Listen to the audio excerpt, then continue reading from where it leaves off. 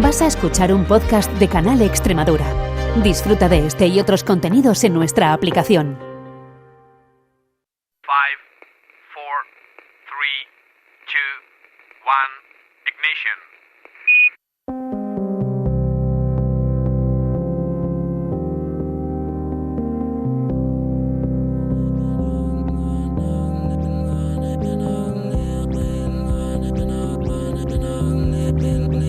En Canal Extremadura Radio comienza Principio de Incertidumbre, con Jorge Solís.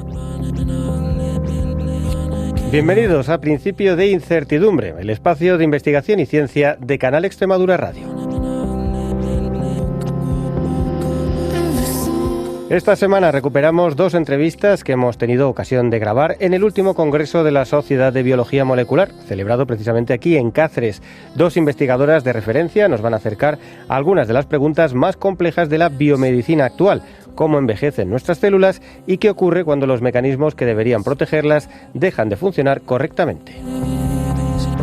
En los últimos años hemos empezado a entender que el envejecimiento no es solo el paso del tiempo, sino el resultado de procesos muy concretos, entre ellos el papel de los telómeros, esas estructuras que protegen el ADN y que determinan la capacidad de nuestras células para seguir funcionando y regenerándose con el paso de los años. Pero también entra en juego otros sistemas esenciales, como la autofagia, el mecanismo que permite a las células limpiar y reciclar sus propios componentes. Un proceso protector, pero que puede jugar un papel no tan positivo en algunas enfermedades raras. Enseguida se lo contamos, pero antes, como siempre, les recordamos que estamos en X y en las principales plataformas de podcast si buscan Principio de Incertidumbre. ¿Nos acompañan? Principio de Incertidumbre, investigación y ciencia para todos los públicos. El envejecimiento es uno de los grandes misterios de la biología, ¿no? Durante mucho tiempo se pensó que era un proceso inevitable, marcado únicamente por el paso del tiempo y el desgaste natural de las células, pero hoy sabemos que existen relojes internos que regulan cuánto y cómo envejecen los tejidos. Uno de esos relojes está en los telómeros, ¿no? Esas estructuras que protegen los extremos de los cromosomas y que con cada división celular vemos como los telómeros se van acortando y cuando llegan a un límite crítico las células dejan de funcionar correctamente. Ese mecanismo está en la base tanto del envejecimiento como de muchas enfermedades, incluidos el cáncer. Así que para hablar un poquito de los telómeros, qué tan importantes son, desde luego, como acabamos de contar, bueno, pues está una de las mayores expertas del mundo, que tenemos las gracias de que estés con nosotros en Principio de Incertidumbre, María Blasco, ¿qué tal? Hola, muy bien, encantada de estar aquí y nada, efectivamente, mi grupo trabaja desde hace ya casi más de 30 años en entender cuál es el papel de los telómeros en el origen de las enfermedades del envejecimiento y también del cáncer. Pero la verdad es que es una cosa bastante llamativa porque, claro, ¿tienen las especies un límite temporal determinado? Bueno, está por ver, ¿no? Vemos que los humanos han podido llegar a 120, 122 años. ¿Existe un límite que la naturaleza impone o existe algún tipo de mecanismo sobre el que se podría intervenir para prolongarlo? Yo creo que los telómeros están un poco ahí, ¿no? Sí, no, yo estoy segura de que se puede intervenir, ¿no? Porque, de hecho, nosotros tenemos un trabajo que he mencionado que es muy interesante, ¿no? Que miramos si hay algún parámetro relacionado con los telómeros que pueda explicar la longevidad, ¿no? Y realmente vemos que la velocidad a la cual se acortan los telómeros explica la longevidad de muchas especies de pájaros y mamíferos. Pensamos que es una especie de patrón universal. De hecho, se puede ajustar la velocidad de acortamiento a una función matemática que se llama ley potencial. Y claro, esto nos quiere decir que es fácil intervenir sobre los telómeros, que la evolución ha intervenido sobre la velocidad a la cual se acortan los telómeros para ajustar las longevidades, ¿no? Y esto es más potente que la genética, porque vemos que un ave como el flamenco, ¿no?, y un elefante, que es un mamífero, comparten la misma longevidad y también la misma velocidad de acortamiento telomérico, aunque genéticamente son muy distantes, ¿no? Yo creo que sí que se puede intervenir, ¿no?, sobre esta velocidad de envejecimiento, ¿no? Es interesante porque lo que estás diciendo es no tanto la longitud del telómero, sino la velocidad a la que se va cortando. Claro. Esto es la clave del asunto, ¿no? Sí. Y también esto lo habéis demostrado vosotros. Sí, esto lo sabemos desde hace mucho tiempo. Por ejemplo, los ratones nacen con unos telómeros larguísimos, pero los pierden 100 veces más rápido que nosotros. Entonces no se trata de cómo de largos sean tus telómeros en el nacimiento, me refiero a una especie, al nacimiento, sino la velocidad o lo bien o mal que una especie mantiene sus telómeros. Los humanos nacemos con telómeros cortos, pero los mantenemos muy bien, es decir, no se erosionan muy rápido. Un ratón, en cambio, es que erosionan 100 veces más rápido y aunque nazcan con telómeros más rápidos, se les acaban antes, digamos, ¿no? Y esa velocidad de acortamiento, pues sí que es una cosa que seguramente pues puede ser modulable por la evolución, ¿no? Para ubicarnos un poquito más, exactamente los telómeros, ¿qué son y por qué tienen esta función tan importante? ¿Protegen cromosomas? Los telómeros, sabemos desde los trabajos de Barbara McClintock y Herman Miller, allá por los años 50 del siglo XX, que son unas estructuras protectoras de nuestros cromosomas, que están al final del cromosoma. Ellos se dieron cuenta de que si se rompía el cromosoma por todas partes, empezaban a pegar los trozos, menos la parte del final, el telómero. Telómero quiere decir la parte del final. Y eso quiere decir que allí había una estructura protectora, que es esencial para la vida, que es el telómero.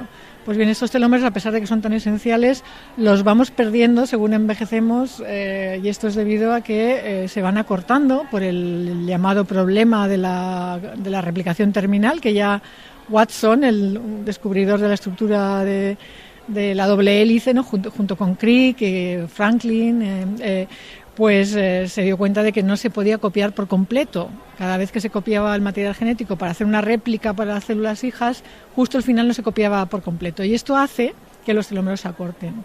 De hecho, Watson era uno de los grandes defensores de los telómeros y la investigación en telómeros cuando estaba en Cold Spring Harbor, porque sabía que ahí estaba el secreto seguramente de la capacidad de multiplicación de las células, ¿no? Cuando se divide la célula se va cortando, las hijas van teniendo un poquito menos de capacidad. Nuestras células se tienen que dividir todo el rato para regenerar los tejidos a lo largo de nuestra vida. Según vamos teniendo daño en los tejidos, las células madres se activan, se regeneran los tejidos, ahí se van acortando los telómeros.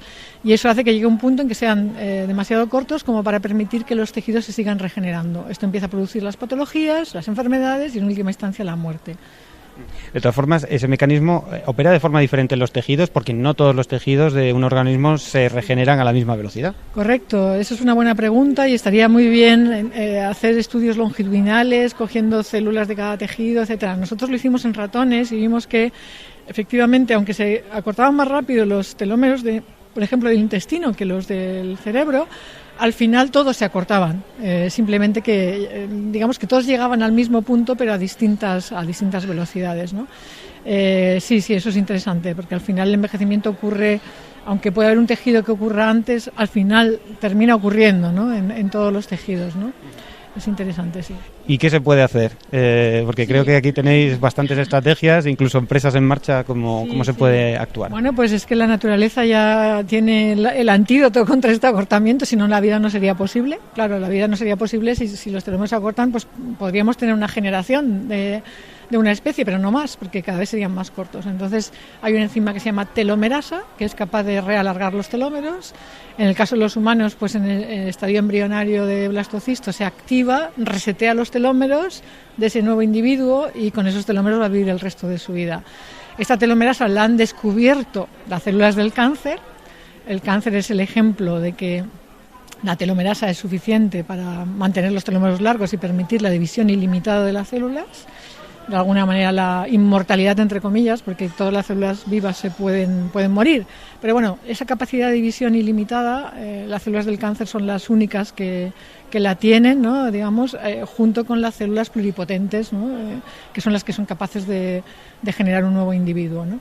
Entonces podemos utilizar esta telomerasa, que es el gen, digamos, de la inmortalidad o de la amortalidad celular, para intentar alargar los telómeros y dar más vida a las células, ¿no? Y eso es lo que estamos haciendo para el tratamiento de enfermedades degenerativas que se han asociado a telómeros muy cortos, como pueden ser las fibrosis pulmonar, renal, etcétera, que se sabe que se producen porque las células madre de los tejidos ya no pueden regenerar y generar un tejido normal, y lo que ocurre ante esa incapacidad es que se forma una cicatriz. Eso es la fibrosis, ¿no? Y ese tejido deja de funcionar correctamente. Entonces ahí hemos visto que si ponemos telomerasa y realargamos los telómeros, podemos revertir la fibrosis, y es lo que estamos haciendo, ¿no? Con terapia génica con telomerasa. Pero claro, eso también da justo la idea de si la telomerasa está activa precisamente en las células tumorales, ¿puede generar cáncer? ¿Podría irse la mano del otro lado? Es muy interesante aclararlo y dejarlo bien claro, porque parece confuso, ¿no? La telomerasa no produce cáncer. La telomerasa es una enzima de vida, pero de vida, quiere decir, una célula normal, sin ser tumoral, poniéndole telomerasa la puedes hacer inmortal o amortal, sin ser tumoral. Lo que ocurre es que las células del cáncer necesitan activar ese gen de longevidad para poder sobrevivir. Pero las células del cáncer tienen mutaciones en muchos otros genes que se llaman supresores de tumores, oncogenes, etcétera, que son las que las hacen aberrantes, y la telomerasa la necesitan simplemente para seguir multiplicándose. Pero no son la telomerasa no es la que las hace células del cáncer.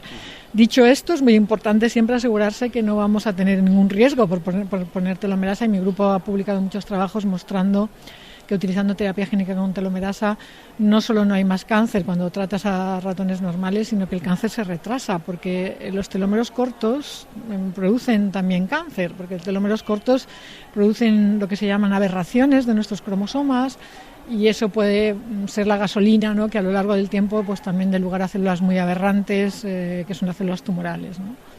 ¿Y cómo se puede, en qué punto estamos ahora mismo de conocimiento de cómo se pueden prolongar los telómeros? ¿Haría falta hacerlo en todos los tejidos o solamente en algunos tejidos concretos? Claro. Nos contabas lo de la fibrosis, ahí sí que estáis trabajando un poquito más adelantado. Bueno, para las agencias regulatorias es muy importante que cuando tú tratas una enfermedad vaya dirigido al tejido que sufre la enfermedad, y eso es lo que estamos haciendo, dirigiéndolo específicamente al pulmón, dirigiendo específicamente a las células del pulmón que sabemos que son relevantes. Son las de los alveolos y demás. Pero aunque sabemos que la telomerasa es buena, lo vamos a hacer dirigiendo a aquellas que, y eso es lo que es más fácil a la hora de que aprueben un nuevo medicamento, una nueva estrategia terapéutica para tratar una enfermedad.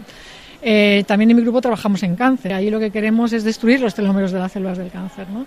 Y ahí tenemos un programa de búsqueda de moléculas que vayan a destruir el telómero, que al final el telómero es una estructura formada por proteínas y ADN. Esas proteínas se llaman shelterinas y son una especie de armazón que es lo que protege.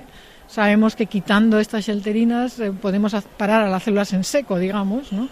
Y sabemos que tenemos una ventana terapéutica, ¿no? Y que podríamos intervenir, ¿no? Y hemos mostrado que para glioblastoma, cáncer de pulmón y otros tumores, pues podemos parar el crecimiento del tumor sin que esto tenga efectos secundarios demasiado tóxicos, ¿no?, para el organismo. Entonces, claro, porque ahí el problema estaría precisamente en que si paras el funcionamiento de la telomerasa, lo haces también en todo el tejido. ¿Cómo vas buscando cuáles son las células cancerígenas? Diana no sería telomerasa. Porque serían las shelterinas. Serían las shelterinas, con lo cual serían inhibidores que hacen que el telómero, digamos, sea disfuncional, lo cual para las células, pero en el momento que se quite ese fármaco, ese inhibidor, volvería a estar funcional y volvería a poder ser elongado por la telomerasa, etcétera, ¿no?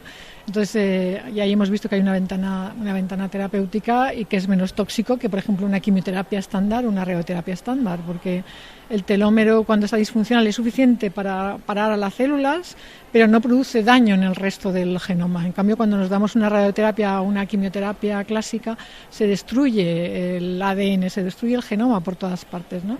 Por eso es tan tóxico. El telómero solo sería el daño en el telómero, que es suficiente para parar, pero en el momento que se quitara el inhibidor se podría volver a activar, ¿no? Entonces ahí estamos viendo si podemos desarrollar nuevos fármacos contra el cáncer que vayan a targetear a los telómeros, que al final es una de las cosas más alteradas en el cáncer. Bueno, eso serían soluciones terapéuticas, pero a más largo plazo, contra el envejecimiento, siguiendo con telómeros, ¿se podrá llegar a hacer algo? Claro, yo creo que el primer paso es tener tratamientos efectivos contra enfermedades degenerativas que hoy por hoy son mortales, que no hay tratamiento, que son todas las enfermedades degenerativas básicamente, y ahí creo que es una oportunidad el alargar los telómeros con telomerasa para ver si eso funciona y realmente podemos revertir esas enfermedades degenerativas, permitiendo la regeneración y de alguna manera el rejuvenecimiento de ese tejido afectado. Pero claro, más a largo plazo nos podríamos plantear, bueno, pues aquellas personas que tengan telómeros ya cortos, antes de que desarrollen enfermedades degenerativas, que puedan tener un tratamiento como con telomerasa más sistémico, no más a todas las células, para que no desarrollen prematuramente enfermedades. Ese sería el segundo paso. Y el tercer paso sería ya decir, bueno, estamos sanos, tenemos telómeros normales, pero queremos vivir más, ¿no? Sanos durante más tiempo, ¿no? Pero yo creo que es en este orden, ¿no? Lo primero es tratar enfermedades que no tienen estrategia terapéutica que funcione. De momento, otra cosa que sí que se puede hacer es hacernos análisis genéticos para saber un poco cómo estamos de telómeros, ¿no? Un poco. Sí, ahora mismo es un poco una información casi, que no se puede hacer mucho. Bueno, sí, se puede hacer cambiar hábitos de vida, ¿no? La investigadora es Elizabeth Blackburn, que fue una de las descubridoras de la telomerasa y que la primera que aisló los telómeros, premio Nobel, etcétera. ella argumenta que bueno, que aunque no se puede hacer todavía nada cuando hay un telómero corto, porque no haya probado ningún fármaco, esperemos a lo mejor que esta terapia génica se apruebe, sí que podemos cambiar hábitos de vida, porque hay muchos trabajos que correlacionan hábitos de vida que sabemos que son malos, como fumar, una mala alimentación, etcétera, con acortamiento acelerado de los telómeros, ¿no? O sea, que siempre podríamos cambiar hábitos de vida. Al final va a ser un poco de momento para consejo preventivo, hábito, sí. Dormir, alimentación, claro, ejercicio, claro. Un poco. Pero bueno, al final sí que se está trabajando y seguro que llegará, espero que sí, que haya tratamientos para activar la telomerasa para poder abordar enfermedades del envejecimiento. Así, terminando un poco tu visión para el futuro, ¿eres optimista? Todo esto que estamos viendo de gerociencia, cosas como el cáncer, son enfermedades terribles con las que estamos conviviendo, pero bueno, vemos que poco a poco se le va poniendo coto sabiendo más. Sí, por supuesto, cada día hay nuevas publicaciones, nuevos trabajos, nuevos fármacos, nuevas cosas, cada vez hay más herramientas.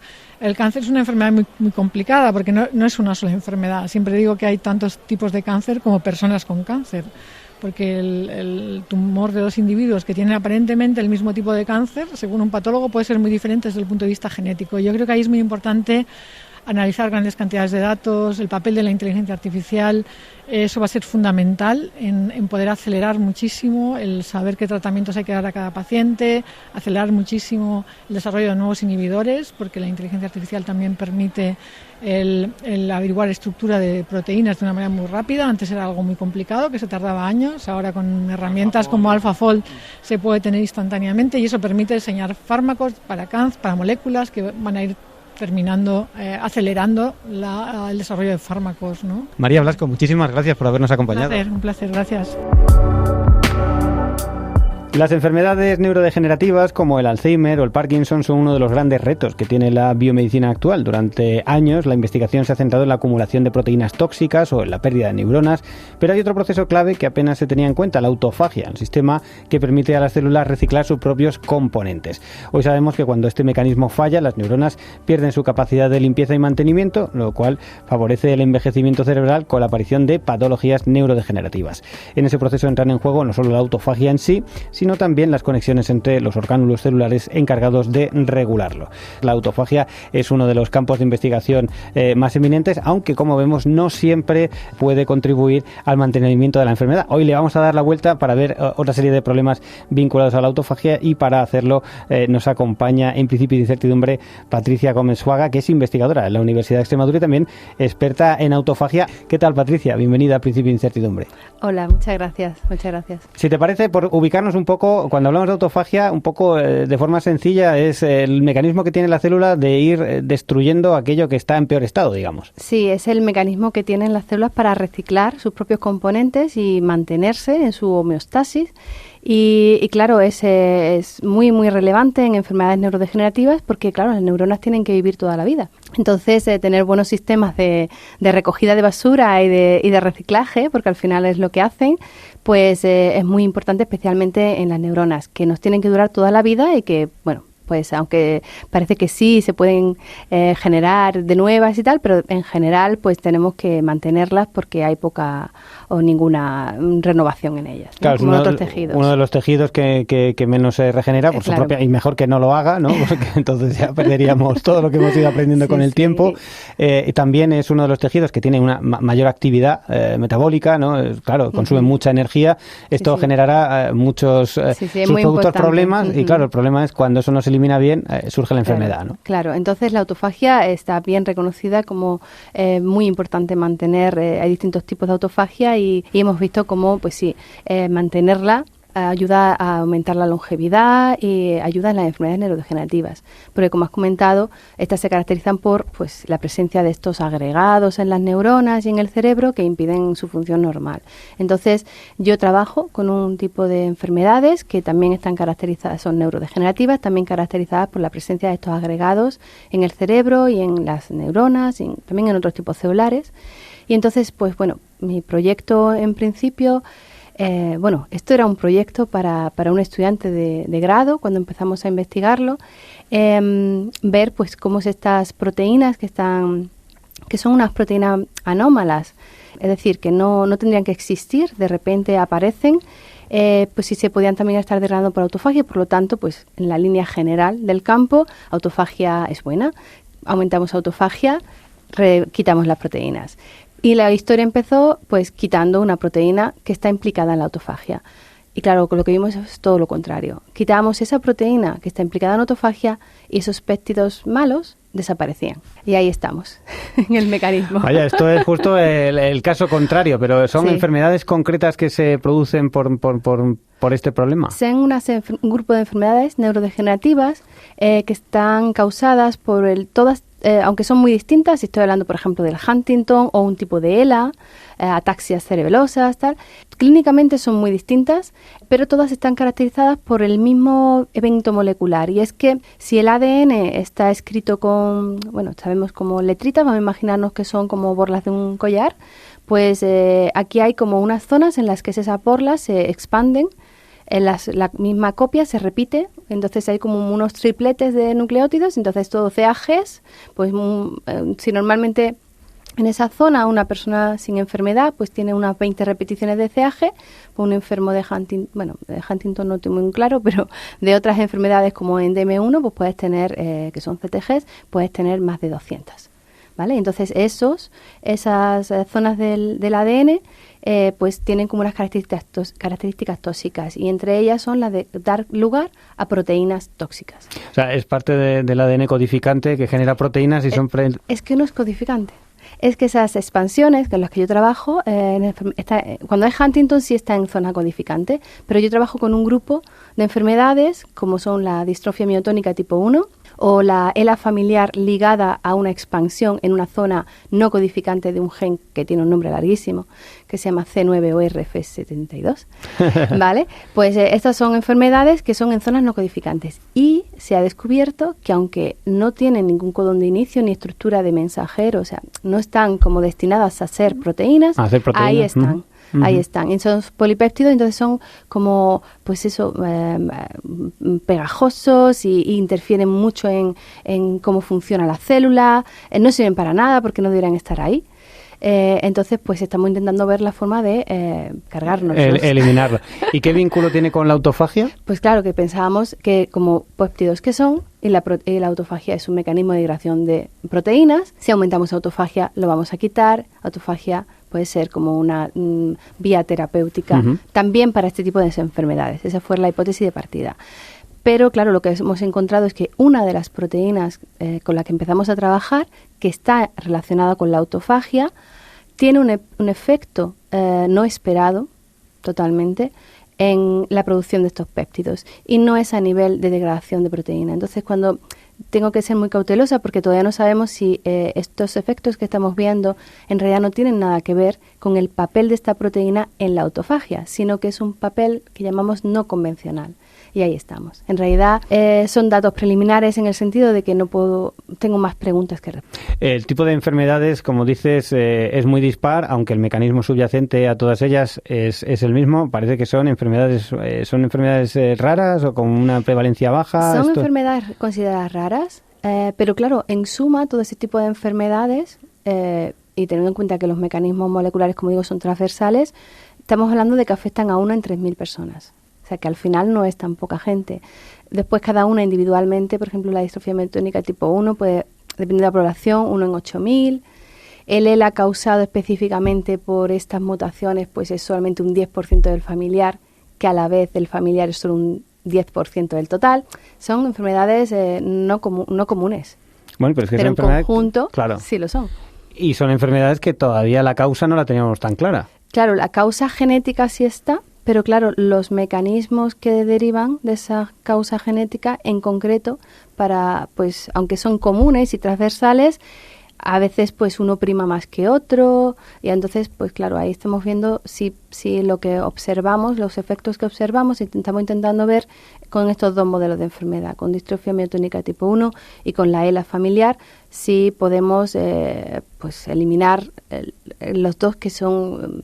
que conducen a toxicidad, que conducen a muerte neuronal en ambos, pues si también parece que lo eliminamos en ambos, parece que es transversal. Entonces esto pues podemos explorar si en otro tipo de enfermedades con estos mecanismos pues también podría ser. Estos mecanismos es que una parte del genoma que no era codificante de pronto está haciendo proteínas y lo podéis identificar porque aumenta su número de una forma anómala, o sea que lo podéis identificar, esta enfermedad está causada por esto, pero vosotros estáis identificando todos los mecanismos que se desencadenan por eso. Claro, estamos viendo eso que ya se ha descrito de que está ocurriendo, como en principio queríamos eliminarlos aumentando autofagia, pero al final lo que vemos es que quitando esta proteína autofagia, los quitamos.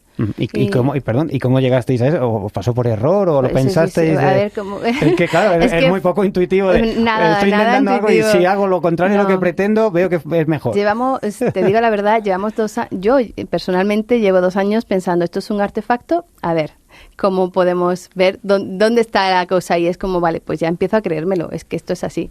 Entonces todo empezó realmente, como te digo, era un trabajo de fin de grado de una estudiante, algo fácil, o sea, es como autofagia degrada proteínas, estos son proteínas, vamos a ver que cuando quitamos autofagia, las proteínas estas van a aumentar. Y ahí empezó todo. Entonces realmente a mí, como científica, pues me interesó muchísimo más. O sea, lo esperado era aburridísimo. Claro. Era algo fácil para un estudiante para aprender las técnicas. Claro, porque al final lo que tú quieres quieres es enseñar un poco a ponerlos en contexto. No le querías poner, claro, la estudiante me miraba como diciendo, creo que no he entendido. No, digo, no, sí las he entendido, la autofagia degrada proteínas. Pero es que veo menos y digo, ya. Es que es muy interesante lo que estás viendo. Y llevamos esos 2 años intentando ver, bueno, pues que a lo mejor es que ve menos porque esto o lo otro, tal. No es lo fácil. Entonces, más interesante todavía. Pero bueno, por ese camino también se abre la puerta a encontrar una diana terapéutica, digamos, ¿no? Esa es la idea. Además, nos pone un poco a lo clásico, ¿no? La autofagia, aumentar autofagia es bueno, tal. Y nos ha abierto la ventana a otro tipo de funciones de esas mismas proteínas que sí, que es que además al conocer tanto de la autofagia y estar tantos años diciendo que es buena, es una ruta que está farmacológicamente muy bien caracterizada y hay muchos fármacos que se están usando, se están identificando ya medicamentos que están ya aprobados en uso. Entonces están intentando ver sus efectos en la autofagia y tal, y entonces se pueden usar, ¿no? Lo que se llama repositorio y tal. Entonces, claro, es una vía muy atractiva para manipular. Ahora hay que tener la mente abierta de, bueno, a lo mejor la manipulamos en un aspecto, en una dirección en la que no era la que esperábamos. O a lo mejor no, a lo mejor lo que estamos viendo realmente de esta proteína, que es tan importante en autofagia, resulta que es un papel totalmente desconocido en otra función, que tiene más que ver en el núcleo celular que en el citoplasma, que es donde se da la autofagia. Y ahí es donde estamos un poquito trabajando. Pero al final la idea es caracterizar mejor, saber mejor de lo que estamos hablando para cuando vayamos a hacer un medicamento ir más finos. Y poder también tener una idea de exactamente en qué sitio tal pues se puede diseñar con ayuda de los químicos y dices ahí es el péptido que necesito o el fármaco que necesito diseñar. Y ahora con esto que estás comentando, esta línea de trabajo tan prometedora, un poco cuáles son los ítems que tienes de cara al futuro, que estáis manejando, plazos, ¿en qué punto estáis? Pues ahora mismo tenemos a un colaborador probando la hipótesis en mosca.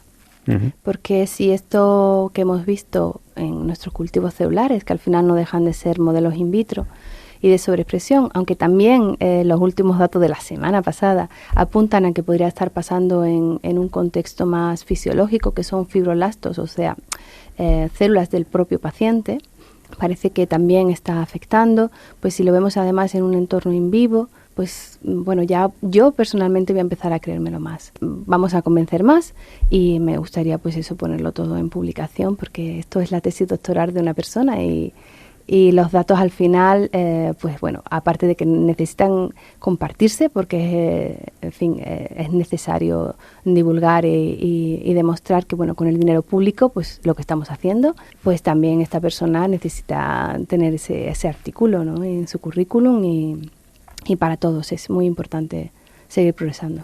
Muy bien. Patricia, pues te vamos a agradecer el tiempo que has compartido con nosotros en principio de incertidumbre. A vosotros por divulgar. Muchas y gracias. recordamos, Patricia Comensuaga, que es investigadora en la Universidad de Extremadura. Muchísimas gracias, mucha suerte y hablaremos, espero, cuando haya ese paper para que nos des todos los detalles, ¿vale? Perfecto, ojalá. Muchas gracias. Gracias. Hasta aquí nuestro programa de hoy. Muchas gracias por acompañarnos y hasta una nueva edición. Principio de incertidumbre, @canalextremadura.es.